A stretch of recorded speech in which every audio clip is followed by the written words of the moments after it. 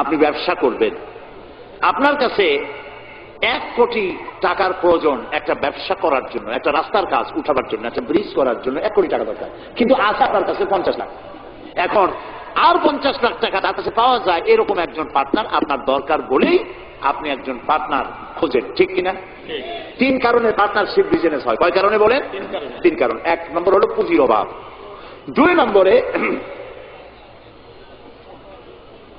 পুঁজি আছে কিন্তু ব্যবসা কেমনে করে ওই জ্ঞান নাই। প্রিয় ভাই সব, পুঁজি হইলেই কি ব্যবসা করা যায়? যদি কেউ চেষ্টা করতে চান করতে পারেন, লক্ষ লক্ষ টাকা দিয়ে ব্যবসাটা করেন, ব্যবসার কোনো জ্ঞান নাই, 1 মাস যাইতে পারবে না, বড় বড় 5-6টা লাল বাতি জ্বলবে আপনার দোকানের সামনে, ঠিক কিনা? কর এক্সপেরিয়েন্স, দক্ষতা, অভিজ্ঞতা, এটি ব্যবসার সব থেকে বড় মূলধন। তাহলে আমরা পার্টনারশিপ বিজনেস করি, 1 নম্বরের কারণ হলো কিসের অভাব? পুঁজির অভাব। 2 নম্বরে জ্ঞানের অভাব, একজন জ্ঞানী লোক তালাশ করি যার ব্যবসার অভিজ্ঞতা আছে। 3 নম্বরে পুঁজিও আছে, ব্যবসার জ্ঞানও আছে, কিন্তু বুড়ো হয়ে গেছে, একেবারে হাঁটতে পারে না, খাড়াইতে পারে না, সোজা হইতে পারে না, কিন্তু ব্যবসা করার শখ। সেই জন্য একজন স্বাস্থ্যবান, আমানতদার, দিয়ানতদার, যোগ্য একজন লোক তিনি তালাশ করেন। তাহলে 3 কারণে পার্টনারশিপ বিজনেস হয়। কয় কারণ? খুব লক্ষ্য করে। যারা শিরক করে আল্লাহ বরদাস্ত করেন না কেন? কারণ হচ্ছে এই 3 কারণের কোনো অভাব আল্লাহর কাছে আছে। একটা করে দেখি। প্রথমে পুঁজির অভাব। আল্লাহর কি পুঁজির অভাব আছে? আল্লাহ রাব্বুল আলামিন বলেন, লিল্লাহি মা ফিস সামাওয়াতি ওয়া মা ফিল আরদ। আকাশ আর জমিনের একচ্ছত্র মালিকানা আল্লাহ।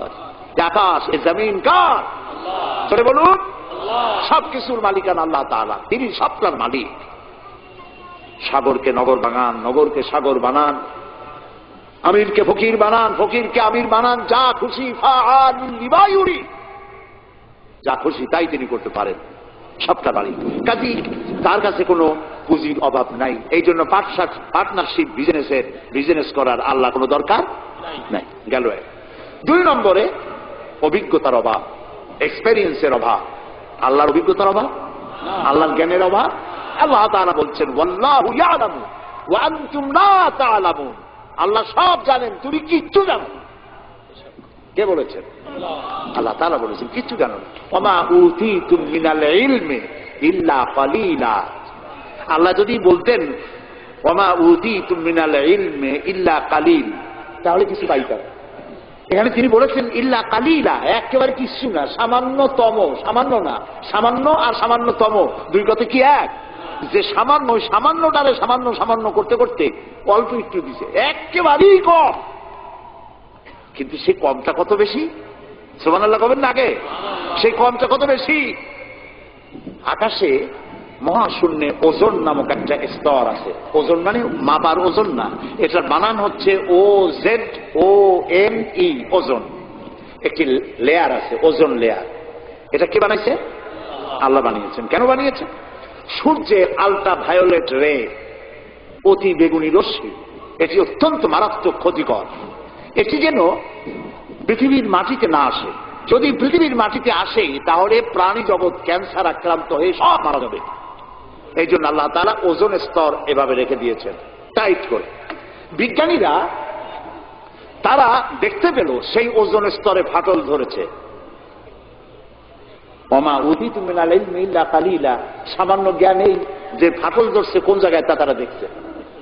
এই ফাটল দিয়ে অতি বেগুনি রশ্মি আসতে পারে পৃথিবীতে। ফাটলো কেন? সেই ফাটার জন্য আল্লাহ দায়ী না, বা তার ফেরেশতারাও দায়ী না। ফাটাবার জন্য দায়ী কারা? কারা? ও, তাও তো আপনারা বুঝেন, কি ওয়াজ করব? ফাটাবার জন্য আমরা দায়ী। কিভাবে ফাটাইলাম? আমরা ফাটাইছি এইভাবে, আমাদের সমস্ত কল কারখানার ধোঁয়া, আমাদের গাড়ির কালো ধোঁয়া, এরপরে সমস্ত কল কারখানার ওয়েস্টেজ, বর্জ্য, এবং যত বোমা বিস্ফোরণ করে টেস্ট করার জন্য, তাতে পানি নষ্ট করেছে, মরুভূমি নষ্ট করেছে, পরিবেশ নষ্ট করেছে। গাছ কাটা, সমানে গাছ কেটে পরিবেশ ধ্বংস করা হয়েছে, পাহাড় কেটে পরিবেশ ধ্বংস করা হয়েছে। এখন ব্যালেন্স নষ্ট হয়ে গেছে। অ্যান্টার্কটিকা নামক একটা মহাদেশ আছে, এই মহাদেশে কোনো মানুষ নাই, শুধু প্রাণী আছে, পেঙ্গুইন, আর আছে শ্বেত ভল্লুক। শুনতেছেন? এই যে এখানে আছে শুধু বরফ আর বরফ, এই বরফগুলি আল্লাহ তাআলা সেখানে জমা করে রেখেছেন। এখন বরফগুলি গলে যাচ্ছে, বরফ গলে যাচ্ছে ওজোন স্তরে ফাটল ধরার কারণে, এবং বরফ গলে যাওয়ার কারণ পানি স্ফীত হয়ে উঠতেছে। ফলে বিজ্ঞানীরা বলছেন কোনো না কোনো দিন বাংলাদেশটা 10 ফিট পানির নিচে তলিয়ে যেতে পারে। আল্লাহ মাফ করুন, বলেন আমিন। এখন ওই ফাটল বন্ধ করার জন্য চেষ্টা চালাচ্ছে। এই যে বন্ধ হবে কেমনে? আপনি যাই ওখানে দর্জি পাঠায় সেলাই করতে পারবেন না। ওইটা বন্ধ করার জন্য পরিবেশকে আল্লাহ যেভাবে বানাইছেন ওইভাবে রাখবার জন্য আপনাকে চেষ্টা করতে হবে। পরিবেশটা আমরা ধ্বংস করেছি ব্যাঙগুলা খাইয়া।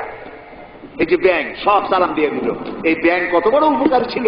এখন মানুষ বুঝতে পারে ব্যাঙ কম হওয়ার কারণে ফসল ক্ষতি করে যে পতঙ্গগুলি, এই ক্ষতিকর পতঙ্গগুলি খায় ব্যাঙে। সেই ব্যাঙগুলা সব পয়সার জন্য কামাই করার জন্য, পয়সা কামাই করার জন্য সব চালান দিয়ে দিচ্ছেন, ব্যাঙ কমে গেছে, পতঙ্গ বাড়ছে, ফসল কমতেছে।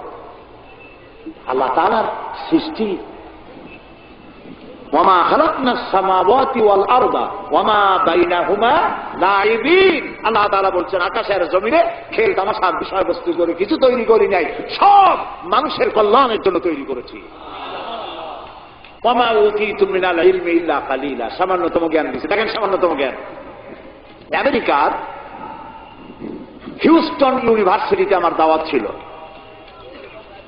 ওইখানে হচ্ছে নাসার গবেষণাগার। এখানে মহাশূন্যে যে সমস্ত রকেটগুলি গেছে সেই রকেটগুলি ওখান থেকে ছাড়া হয়েছে। আমি সেই রকেটে চড়েছি, যে রকেট সর্বপ্রথম নীল আর্মস্ট্রং, মাইকেল কলিন্স এরা যে রকেটে চাঁদে গিয়েছিল সেই রকেটের মধ্যে আমি চড়েছি, দেখেছি। 5 ঘন্টা, অনেক সময় লাগে দেখতে, কিন্তু আমি 5 ঘন্টা ছিল সময় হাতে, এই সময় নিয়ে দেখেছি। ওই যে মহাশূন্যে চলে গেল তারা, এই যাওয়ার জন্য রকেট যখন যায় তখন এই ধরনের জামা কাপড় পরে যেতে পারে না, কারণ মাধ্যাকর্ষণ শক্তি পার হয়ে যাওয়ার পর ওখানে আবার মাধ্যাকর্ষণ আছে। প্রত্যেকটি সৌরজগতের প্রত্যেকটি গ্রহ উপগ্রহের আলাদা আলাদা ল অফ গ্রাভিটেশন আছে। সুবহানাল্লাহ। একটা আরেকটাকে টেনে ধরছে। আল্লাহু আকবার বলেন। সূর্য পৃথিবীকে টেনে ধরেছে, পৃথিবী সূর্যকে টেনে, একটার সাথে আরেকটা এইভাবে টেনে ধরা আছে। আল্লাহ তাআলা এই ব্যবস্থা করে রেখেছেন। সুবহানাল্লাহ। এই ব্যবস্থাপনা যেদিন শেষ হবে সেদিন কিয়ামত হয়ে যাবে। আচ্ছা, এইখানে কাপড় চোপড় তাদের আলাদা, ওখানে অক্সিজেন নাই, সেই জন্য অক্সিজেন পিঠে বেঁধে, সিলিন্ডার বেঁধে নাকের সাথে লাগানো থাকে। দেখেন আপনারা ছবি।